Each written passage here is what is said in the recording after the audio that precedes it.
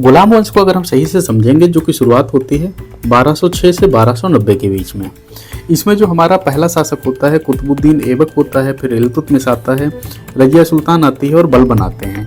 इनके जो बीच के शासक हैं वो इतने समृद्ध नहीं हैं, वो इतने मजबूत नहीं है कि वंश को आगे बढ़ा पाएँ, इसलिए या तो मार दिए जाते हैं या कोई और इनको हथिया लेता है। ये अगर हम इम्पॉर्टेंट फैक्ट की देखेंगे तो इसको हम संस्थापक बोलेंगे। लाल बख्श के नाम से ये जाना जाएगा।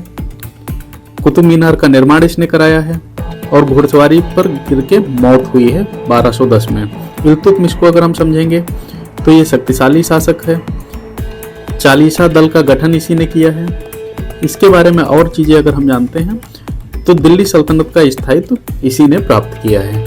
रजिया सुल्तान भारतीय पहला महिला शासक बनेगी। पर्दा प्रथा ये त्यागेगी, षड्यंत्र से हटा दी जाएगी। इसके बाद नसीरुद्दीन महमूद आता है जो कि शक्तिशाली नहीं होता है। बलबन कठोर नियमों के लिए माना जाता है। रक्त लौह की नीति यही शुरू करता है। चंगेज खां से आक्रमण जब होते हैं तो दिल्ली को बचाता है।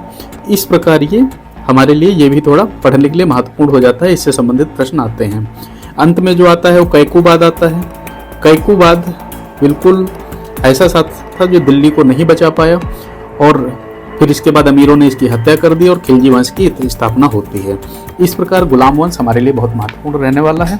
बहुत आसान है इतिहास, अगर हम समझ के चलेंगे। इतिहास में कुछ रटना नहीं है, बस समझना है। चैनल को सब्सक्राइब कर लीजिएगा, पूरा इतिहास आपको यहीं पर समझा देंगे।